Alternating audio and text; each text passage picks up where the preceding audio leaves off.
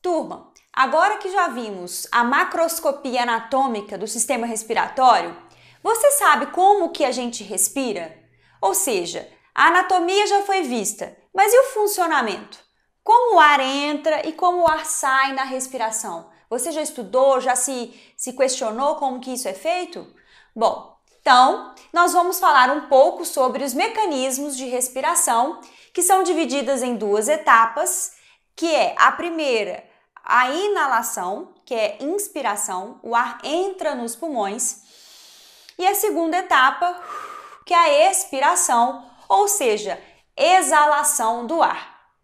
Para que aconteça a respiração, existe um deslocamento da massa de ar. Ora o ar entra para os pulmões, ora o ar sai dos pulmões para o meio externo. O que comanda esse fluxo, esse deslocamento de ar? É uma diferença de pressão.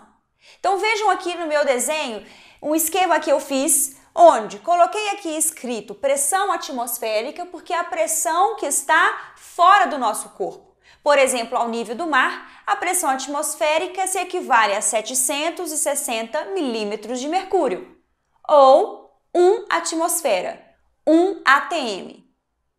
Aqui eu coloquei a pressão de ar intrapulmonar. Então eu sou capaz de medir qual é a pressão aqui dentro do pulmão exercida por gases. E para que aconteça um movimento de ar saindo do meio externo para o meio interno e vice-versa, tem que haver diferença de pressão, pessoal. Então a gente vai pegar aqui o exemplo da pressão atmosférica ao nível do mar, que é 760 milímetros de Hg.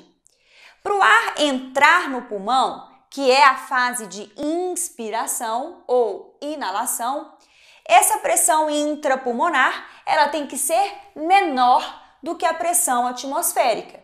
Assim, o ar desloca para dentro. Quando a gente passa para a segunda etapa, que é a expiração, é a saída de ar do pulmão, a exalação, acontece o contrário. A pressão de ar intrapulmonar ela é maior, ela vence a pressão atmosférica e então agora o fluxo de ar é no sentido de sair do pulmão, certo? Agora, como que a gente faz essa diferença de pressão se eu não desloco, o nível do mar? Se a pressão atmosférica ela nunca altera se eu não estou viajando, deslocando o meu corpo. Então, se eu estou aqui na cidade de Belo Horizonte, a pressão atmosférica ela vai ser a mesma.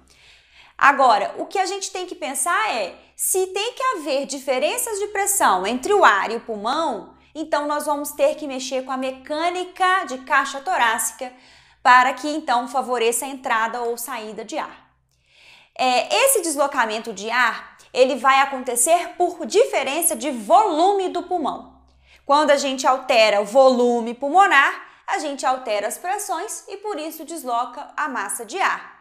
Existe uma lei que é a lei de Boyle, que é uma lei que estuda e demonstra uma relação inversamente proporcional entre volumes de um recipiente e pressão exercida por um gás.